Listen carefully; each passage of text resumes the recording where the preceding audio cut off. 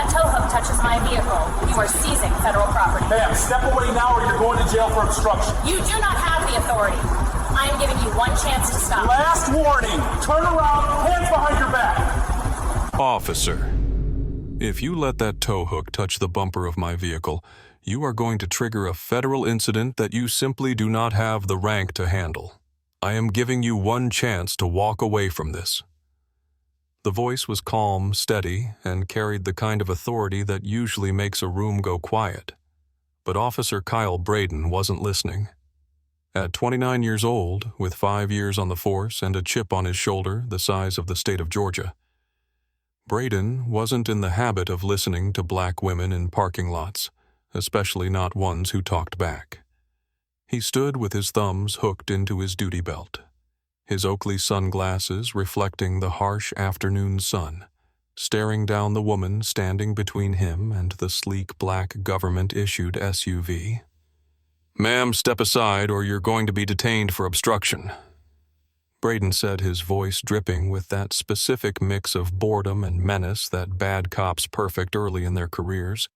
"You're parked in a restricted zone. The sign says authorized personnel only. I don't see a badge. I don't see a uniform. I see a civilian vehicle blocking a transit access point. Miller, hook it up." The tow truck driver, a heavy-set man named Miller who looked like he'd been sweating in that flannel shirt since 1995, hesitated. He looked at the SUV. It was a brand-new Chevrolet Tahoe, spotless with dark tint and cryptic numbering on the bumper. Then he looked at the woman. She was dressed in a charcoal gray pantsuit that probably cost more than Miller's truck. She wasn't screaming. She wasn't crying. She was checking her watch. "Miller, I said hook it up." Braden barked, his hand drifting toward his radio. "Unless you want me to inspect your rig for compliance violations again." Miller sighed, threw the gear shift into reverse, and the backup beeper began its piercing rhythm. Beep, beep, beep. "Officer Braden, I assume that is your name on the tag," the woman said, her voice cutting through the noise. "I am Dr. Eleanor Vance. I am the Senior Administrator for the Federal Department of Transportation Region 4. That vehicle is property of the United States government. It is parked in a federally subsidized transit zone which I am currently auditing for compliance with the Infrastructure Investment and Jobs Act. You are about to seize federal property without a warrant, without cause, and in direct violation of the Supremacy Clause of the United States Constitution." Braden laughed. It was a short, sharp bark of a laugh. "Lady, I don't care if you're the Queen of England. You're in my city and my jurisdiction, and you're in a no-parking zone. And honestly, I don't believe you. You look like you're lost. Maybe you bought a fancy sticker online. People do it all the time." "It is not a sticker," Eleanor said, her patience thinning but her posture rigid. "It is a GSA placard, and if you had bothered to run the plates, you would see the registration is blocked for security reasons." That should have been your first clue to call a supervisor. "I don't need a supervisor to tow a car," Braden sneered, stepping closer, invading her personal space. "And I don't need a lecture from you. You're resisting a lawful order. You think because you drive a nice car and use big words, you can do whatever you want. That's the problem with people like you. You think the rules don't apply." "People like me?" Eleanor asked, her eyebrow raising a fraction of an inch. "Do clarify, officer. What do you mean by people like me?" "Entitled people," Braden said quickly, though his eyes told a different story. "Now, last warning. Step away from the vehicle, or you're going in cuffs." Before we go any further into this absolute train wreck of a police interaction, I need you to hit that like button if you believe that nobody, not even a police officer, is above the law. And tell me in the comments, have you ever tried to explain something to an authority figure who just refused to listen? This situation is about to go from bad to catastrophic, and Officer Braden has no idea that the woman he's threatening has the power to dismantle his entire department. To understand the magnitude of the mistake Officer Braden was making, you have to understand who Eleanor Vance was. At 54, Dr. Vance had spent 30 years in public service, She started as a civil engineer, moved into regulatory law, and was now one of the highest-ranking transportation officials in the country. She didn't just know the law. She wrote the regulations that cities like this one had to follow to get federal funding. That Tuesday afternoon, Eleanor wasn't shopping. She wasn't visiting friends. She was on an official site visit. The city had received a $12 million grant to install high-speed electric vehicle charging stations at this transit hub, and there had been reports of irregularities, corners being cut, contractors not meeting specs. Eleanor was there to see for herself. She had parked her government vehicle in the designated official business zone, placed her federal placard on the dashboard, and spent 40 minutes photographing the installation with a secure tablet. She was just finishing up putting her tablet into her briefcase when she saw the patrol car swerve into the lot. Officer Kyle Braden had been patrolling the area for 2 hours looking for easy pickings. The transit hub was a gold mine for tickets. Commuters rushing for trains often parked illegally for just a few minutes, and Braden loved the power trip of catching them. But when he saw the black Tahoe, he didn't see a federal vehicle. He saw an expensive SUV with dark windows parked in the best spot. And then he saw Eleanor. He saw a black woman in a business suit walking around the car inspecting the tires. In Braden's biased worldview, this didn't compute as official business. To him, it looked like someone checking out a car they didn't own, or perhaps someone waiting for a drug deal. It was a leap of logic so profound it could only be fueled by deep-seated prejudice, but Braden trusted his gut. And his gut told him that this woman didn't belong here. He hadn't run the plate immediately. If he had, the system would have returned a "Do Not Stop" federal agency flag. Instead, he had pulled up, rolled down his window, and yelled, "Hey, you can't park there."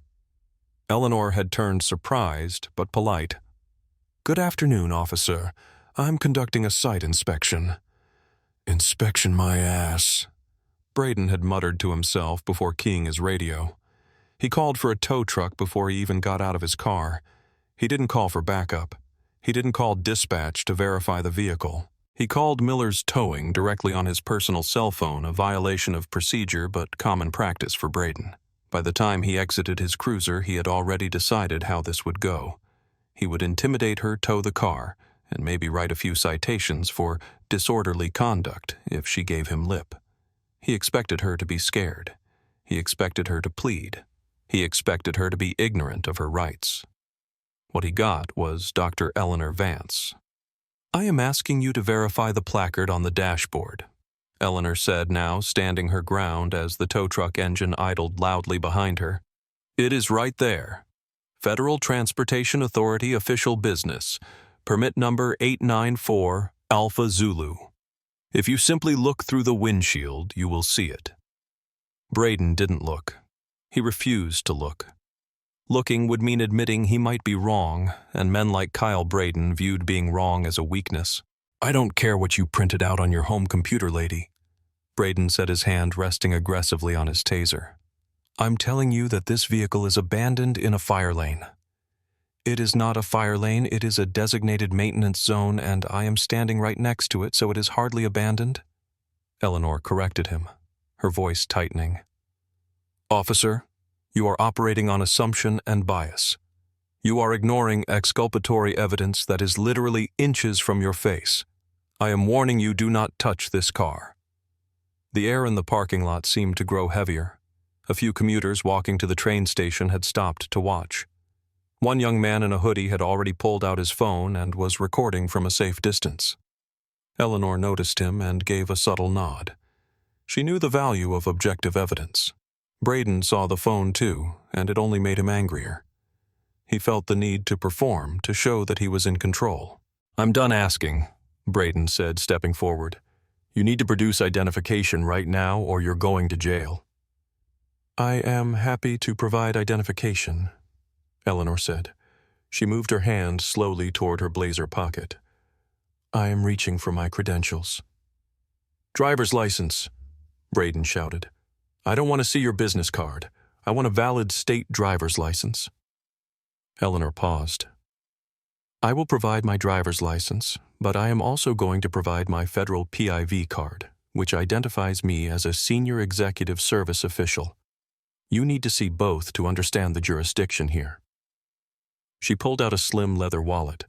She opened it, displaying her Maryland driver's license on one side and her federal badge, a gold shield with the Department of Transportation seal, on the other. Braden glanced at the license but ignored the badge completely. Maryland? You're a long way from home. That explains it. You come down here and think you can park wherever you want because you're a tourist? I am not a tourist. I am here on federal assignment, Eleanor repeated, enunciating every syllable. Under 40 U.S. Code Section 1415, I have the authority to access this facility. If you tow this vehicle, you are interfering with a federal audit. That is a felony, officer, not a misdemeanor, a felony. Braden's face turned a blotchy red. He hated it when they quoted laws. It made him feel small, and when Braden felt small, he got dangerous. You think you're a lawyer, he spat. I have a Juris Doctor from Yale Law School, yes, Eleanor said coolly. But currently I am an administrator, and I am telling you that you are making a career-ending mistake. Braden turned to Miller, the tow truck driver. Miller, why isn't that car hooked up yet? Miller looked nervous. He leaned out of his cab. Kyle. Officer Braden. She's got a point about the plate. It's got the U.S. government tag on the bottom. I don't know if I can tow that without a supervisor signing off. I am the supervisor, Braden yelled, his voice cracking slightly. I am the authority here. I'm giving you a lawful order to remove an obstruction. If you don't hook it up, I'm calling the station and having your contract pulled. You want to lose the city contract, Miller? Over this? It was a blatant threat. Eleanor cataloged it immediately. Coercion. Miller swallowed hard. He needed this job. He had child support to pay. All right. I'm doing it. He engaged the hydraulics, lowering the boom. Officer, Eleanor said, stepping in front of the bumper again. I cannot allow you to take this vehicle. It contains sensitive government documents and equipment.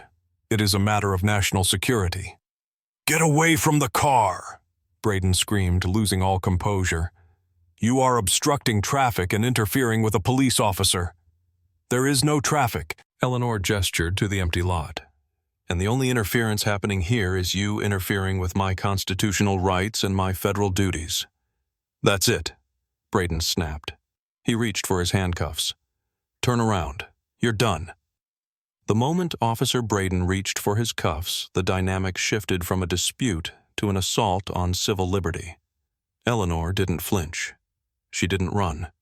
She stood tall, her eyes locking onto Braden's with a ferocity that should have stopped him cold. On what charge? Eleanor asked, her voice dropping an octave, becoming deadly serious.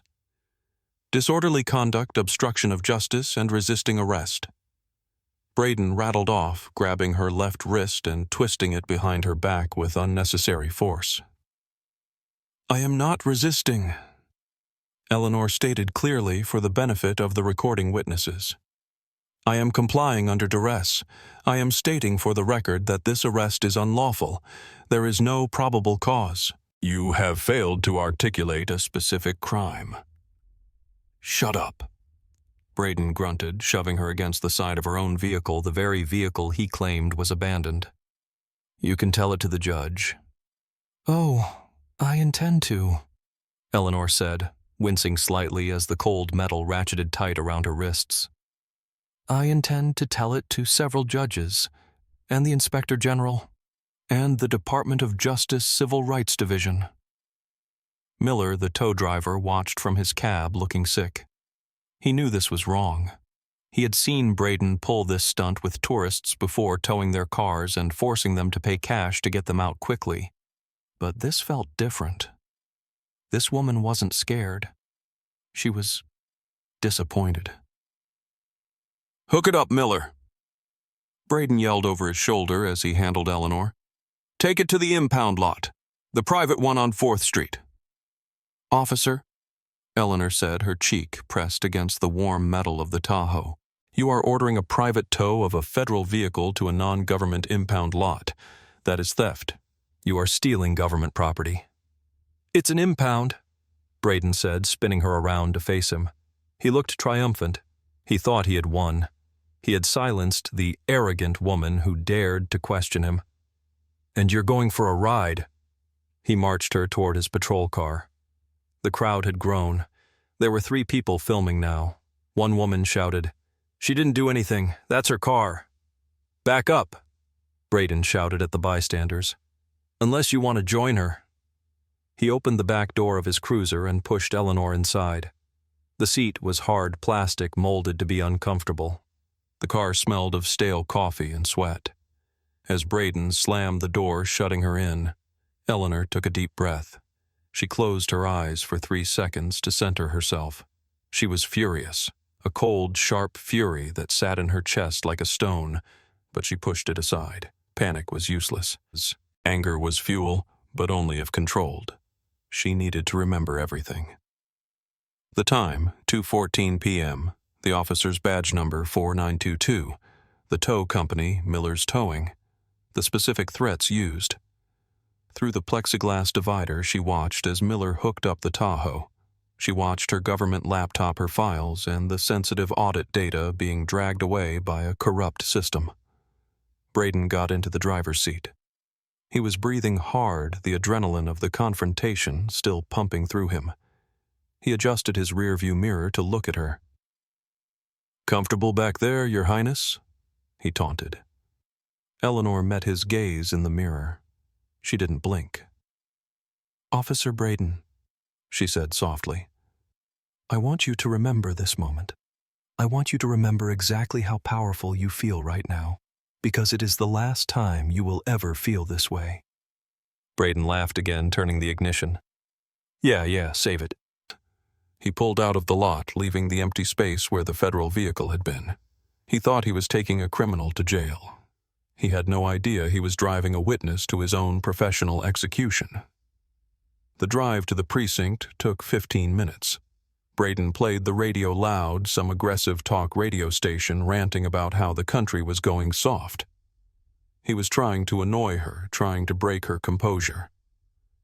It didn't work. Eleanor sat in silence, her mind constructing the legal brief she would file by the end of the week. She thought about her husband, a retired surgeon who would be worrying when she didn't check in at 2:30. She thought about her son, a professor at Howard University, who had warned her about traveling alone to these compliance sites. "It doesn't matter who you are, Mom," he had said. "To them, you're just a target." She hated that he was right.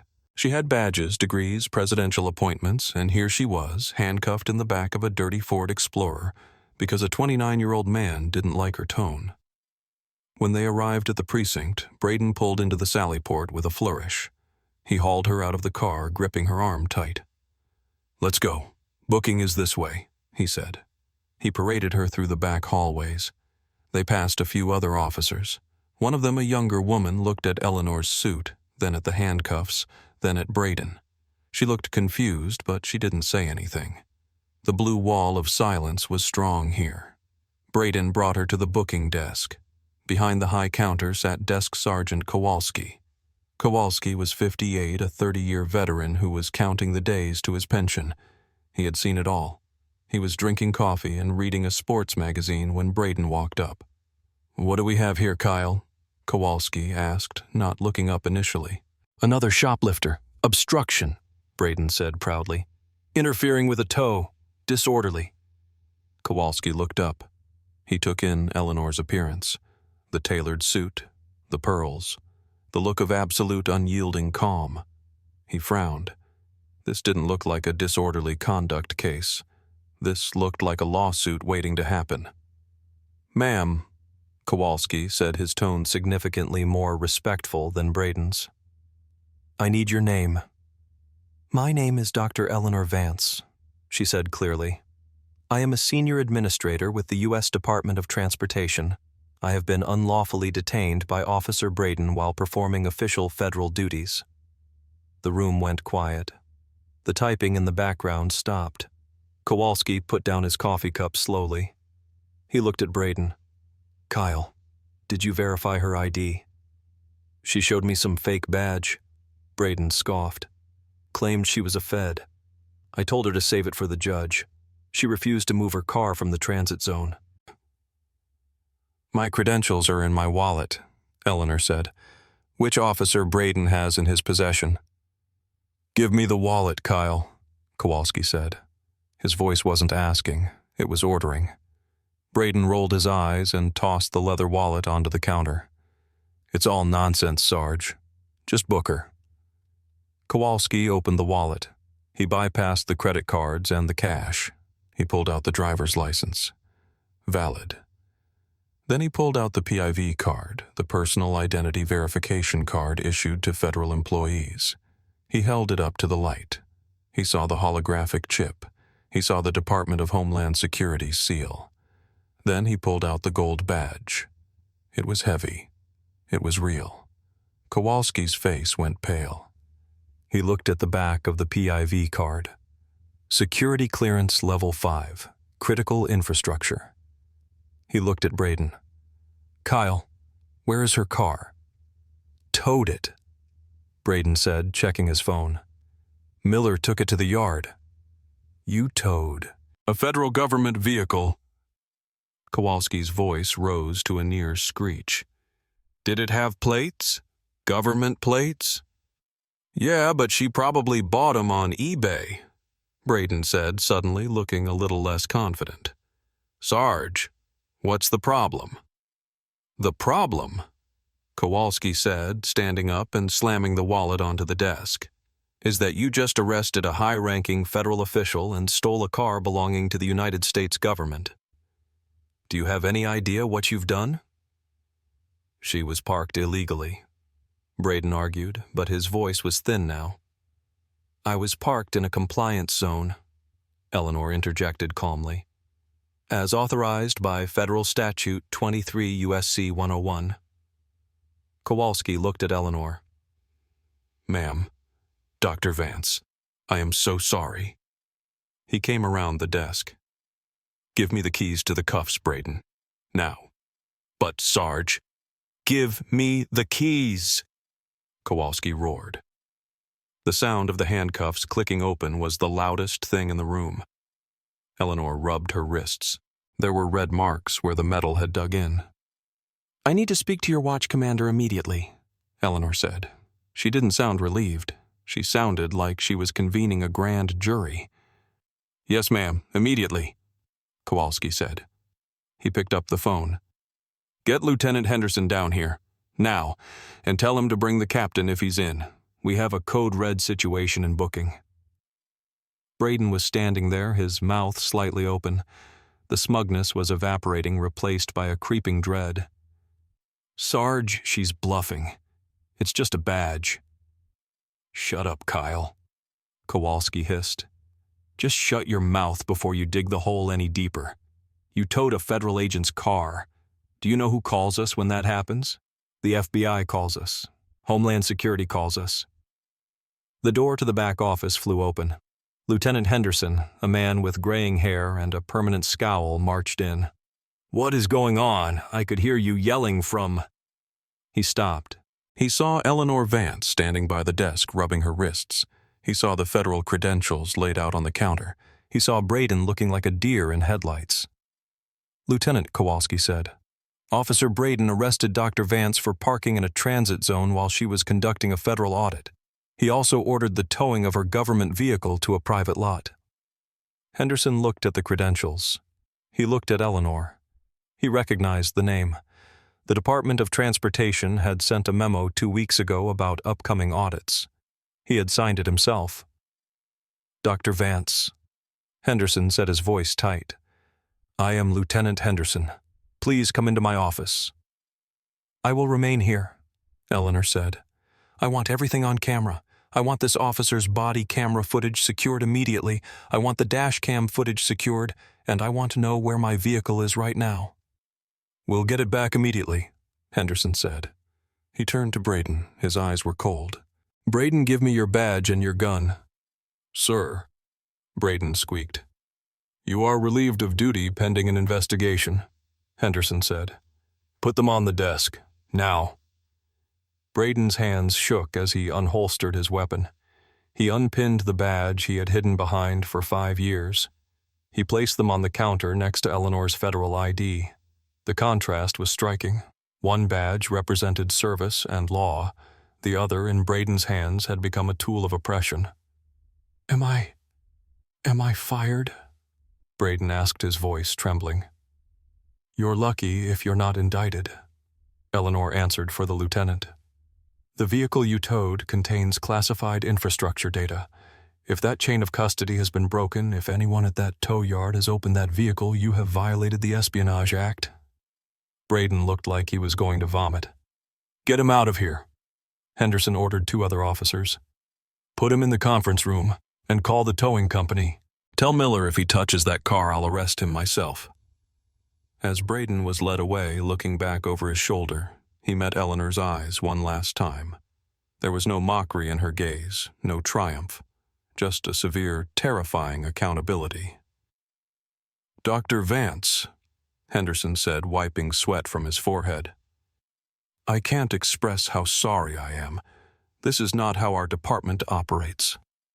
Lieutenant, Eleanor said, picking up her credentials and sliding them back into her wallet.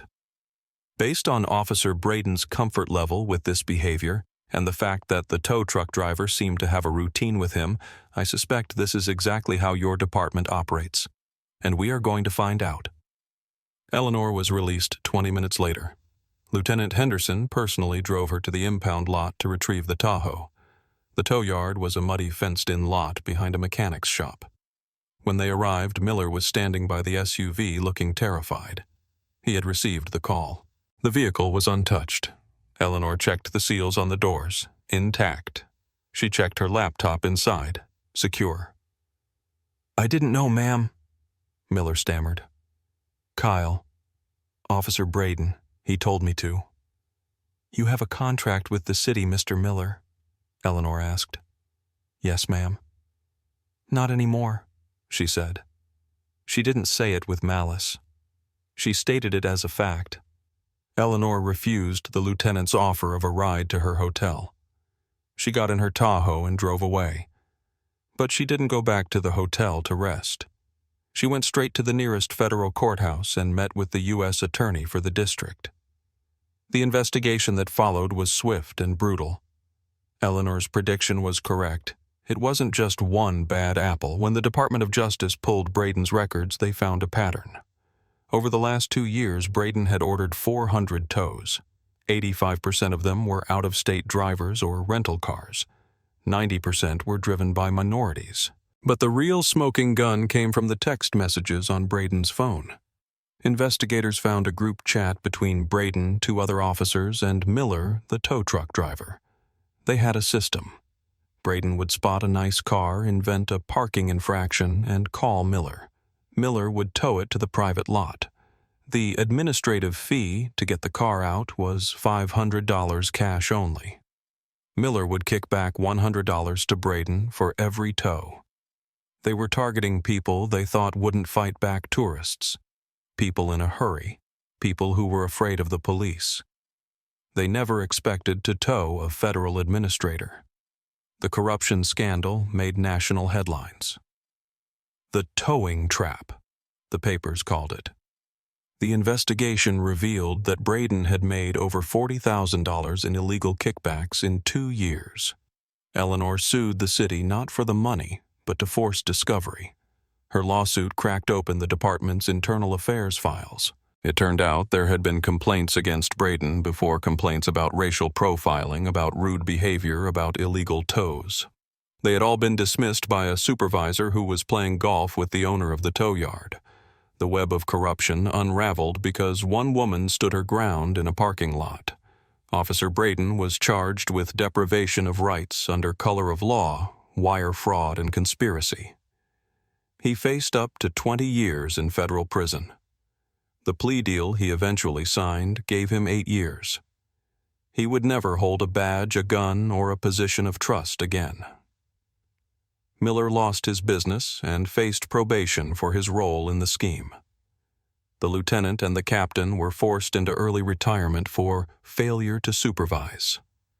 6 months later, Dr. Eleanor Vance returned to the city. She wasn't there for an audit this time. She was there to accept a settlement check from the city for $1.5 million. She stood on the steps of City Hall surrounded by reporters. The new police chief stood behind her, looking humble. "Dr. Vance," a reporter asked, "you're donating the entire settlement?" "Yes," Eleanor said into the microphone. "I am establishing the Vance Legal Defense Fund. It will provide free legal representation for anyone in this county who has been a victim of predatory towing or unlawful vehicle seizure. No one should lose their livelihood because a corrupt officer wants to make a quick $100. She looked out at the crowd. She saw people of all ages, all races. "Officer Braden made a mistake," she continued. "He assumed that because I was a black woman, I was powerless. He assumed that because I was alone, I was vulnerable. He assumed that his badge gave him the right to take what wasn't his, but the badge is a symbol of service, not a license to steal." She paused, her voice softening. "I was lucky. I had the education to know my rights. I had the credentials to prove my status. I had the resources to fight. But what about the single mother whose car is towed while she's at a job interview? What about the student who can't afford the $500 fee and loses their vehicle forever? Those are the people this system was crushing, and those are the people we are going to protect." The story of Officer Braden and Dr. Vance became a mandatory case study at the police academy. They called it the Vance Rule. Never assume, never profile, and never ever think you are above the law. Braden went to prison in October. Eleanor Vance went back to Washington, where she continued to oversee the infrastructure of a nation, ensuring that the roads were safe, the bridges were strong, and that the laws applied to everyone, even the people patrolling the streets. It's a satisfying ending, isn't it? Watching the bully get taken down by the very person he tried to victimize. But it leaves us with a heavy question. If Eleanor hadn't been a high-ranking federal official, if she had been a school teacher or a nurse or a retail worker, would Officer Braden still be on the street today? Would he still be towing cars and taking cash? The answer, sadly, is almost certainly yes. That's why stories like this matter. They remind us that for every Eleanor Vance, there are 1,000 silent victims. I want to know what you think. Do you think 8 years in prison was enough for Officer Braden? And if you were in Eleanor's shoes, would you have accepted the apology, or would you have done exactly what she did? Let me know in the comments below. And please hit that subscribe button. We're building a community here that shines a light on the truth, one story at a time. Stay safe, know your rights, and I'll see you in the next video.